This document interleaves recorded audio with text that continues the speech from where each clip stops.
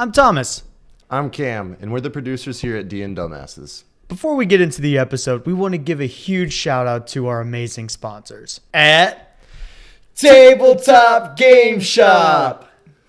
They have some really great products, from headphones to mugs and honestly anything you need to make a tabletop game amazing. Yeah, Steph actually ordered some dice from them recently, and she saved 10% at checkout How'd she do that? using promo code DUMBASS. Oh. Notice the capital D and then the lowercase ass. Yes, that's important for later. It is. We would also like to thank our sponsors at Only Crits. They have some of the coolest dice I've ever seen and really, really helpful service. Eric is absolutely incredible. If you have anything go wrong or have any questions, just email him, and he's really fast at responding. I've really enjoyed my time working with them. And you also get to save 10% using the promo code DUMBASS. Notice all capital letters. Mm-hmm. And guys, please be sure to use those promo codes. It actually really helps us out here at DnDumbasses. We would also like to thank our sponsors at Geek Out in Burleson, Texas. They have some amazing comic books, really rare ones. They have miniatures for sale, a lot of tables to just hang out at and have a good time with your family and friends. We would also like to thank our sponsors at Adventures Gift Shop. They have really cute, really fun, really exciting items, really available to you online. Really? Really. And there may or may not be a giveaway in the near future. So be sure to like, comment, and subscribe. All the links to our sponsors are in the description below. And now, The quest begins. Hello, adventure, and welcome to the world of Nazgul. Our heroes have made it through the mountaintop of Hyphen and have been quested to gather the Collegiate of Kings. Now, let's meet our players. Kratos! Dimitri! My name's Gotham. Nemesis. And we are Dungeons and Dumbasses!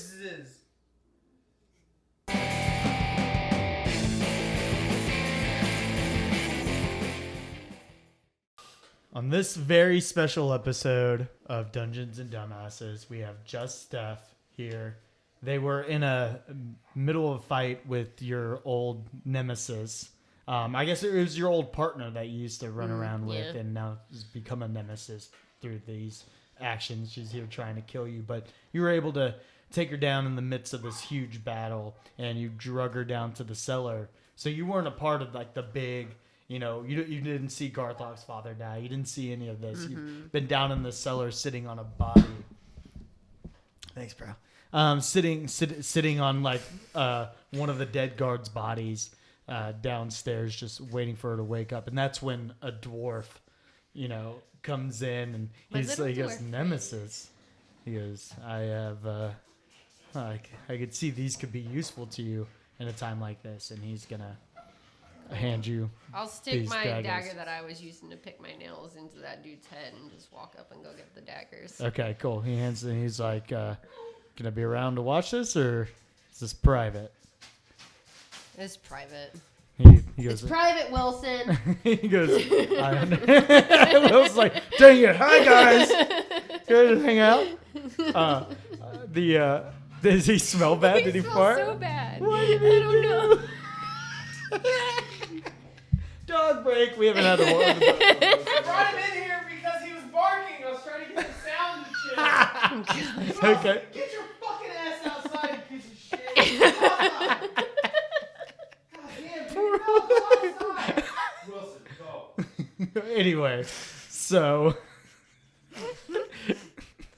We need So a you little bit of stab- lightness. Yeah. So you stab this dude in the head that's already dead. Yeah. And you take this new set of daggers, and the dwarf. I smell it now. That's horrible. The dwarf has now left He's left the building. No, he's back upstairs now. You hear the slow footsteps and it closes, and there's only just a small flicker of candlelight just in the corner, and everything else is just kind of dark, and that's the only light coming from this, dark cellar Cool. that you're sitting in. Well, I guess now that I've got my fun daggers. Mm-hmm. I kind of want to go into her cell and just start smacking her awake. Okay. Yeah. So she's gonna sit there. And Marla. she's literally just gonna just take it for a good little bit. And I know you're crazy enough just to keep going. Yeah. And toying. So you're finally gonna, and she's gonna go,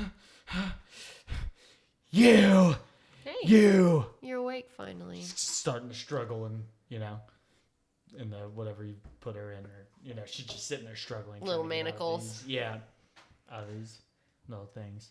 She's untie me now so we can finish this. We're about to finish this. You do need to tell me some things though first. Mm-hmm. Who has my mace? I think you know. Where are they located? To the north. I'm gonna take my dagger out and start prying it under one of her fingernails. To the north? Is that a lie? I'll start trying to twist it a little bit. And she's like, no, I swear it's not. Roll an insight. That's a 19. You can tell she's lying to you. All right, I'm gonna chop that finger off. Oh, you bitch! You wretched bitch! She goes, fuck you! Huh? I'm not telling you shit. All right, I'll go for a pinky. Okay? You just- Marla, you I just could do start this all night, honey. She's like, I only got 10 fingers, bitch. You got a lot 9 more. now! You got a lot more appendages than that, though. She's sitting there. You can tell she's starting to sweat. And she's, kind of not reacting to this. And you notice that the where you cut her, it's now starting to kind of seep black. And that finger is starting to slowly turn black, going up, almost veiny looking. Like a venom type thing. Yeah, in a sense. And it's slowly just, Cool. yeah. She's like, what the fuck is this? What the fuck is this? My bet is that you have about a minute to tell me. She's like, I could never do that to the clan. I'll start. You try to persuade her. Oh, okay. And I mean, technically this is intimidation, so go ahead and roll an intimidation. Yeah, I'll intimidate her. No, I won't intimidate What her. does it get? Well, I have to roll against it. Oh, it's a... That's a 9. She is... Yeah, you're not intimidating her. She's just more freaking out about why she's starting to feel this way. All right. I'm going to ask you one more time. Where is my mace? She goes, fine. If you really want to know, it's in Fort Fox, the capital. I'm going to roll an insight. That's a 17. She's telling the truth. Okay. You know that she's telling the truth now because the tears in her eyes, and she just can't. It's growing. I mean, it's just continuing, and you see, but it starts decaying really fast, and I was it's about kinda, to ask her. falling. Yeah. I'm going to ask her. Is it painful, Marla? I don't feel anything, but I just know. I just know, and it's just starting to slowly fall off, and you can tell that she's not in pain. It's just more now panic and worry, and you could see her starting to kind of go a little kind of crazy, in her head, her eyes are starting to get big, and she's like, you'll have to see him. You'll have to see him. He's got it, but he's like, they're coming for you. they're coming for you for sure, and it's now kind of towards her arm, and this part is starting to chunk off Yum. and stuff. And, yeah. Like my little alligator Yeah. friends. All right. I'm gonna ask her, how guarded is this fort? I mean, it's open. There hasn't been war in a long time. Anybody can go. You just it's like the capital city, Oh, okay. but it's just called Fort Fox. Yeah. Okay, I was Yeah. thinking like a Yeah, actual fort. Yeah. Yeah. I mean, it's like a fort city, kind of like how Fort Worth is. Okay. You go to Fort Worth. Like, Fort City. yeah. All right. Okay, Marla. Is there anything else you need to tell me? Just you know they're coming for you, and fuck you. Now her arm is just completely off, and she's starting to kind of slunch over. Cool. I'm and just yeah. I'm gonna go right in the eyeball. Oh yeah. I mean, you just completely take her out, and then it starts eating at her head as well. Oh, this is fun. And then yeah, I she like was already this. low I on like this health, dagger. and she just takes her out. Cool. And now she's done. So you now have to see what's his name? What was the leader's name? We came up with it. We have to cut this part because I'm gonna start over. But let's come up with the name real quick.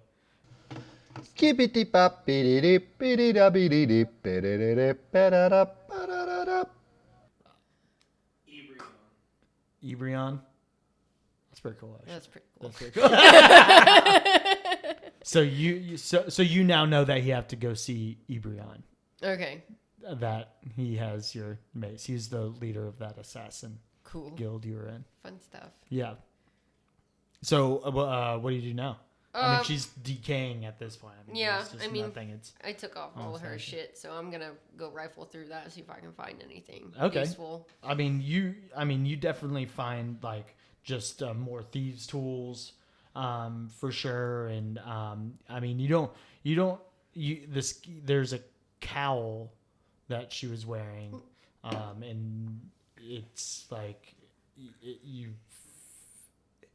you know how you feel a whisper, like you don't hear it, but you know that like kind of like, Yeah. like that. You kind of just but you more feel it, kind of like wind blowing by your ear as you pick it up. Give me a healing potion. Give me a healing potion. You hear that in the background.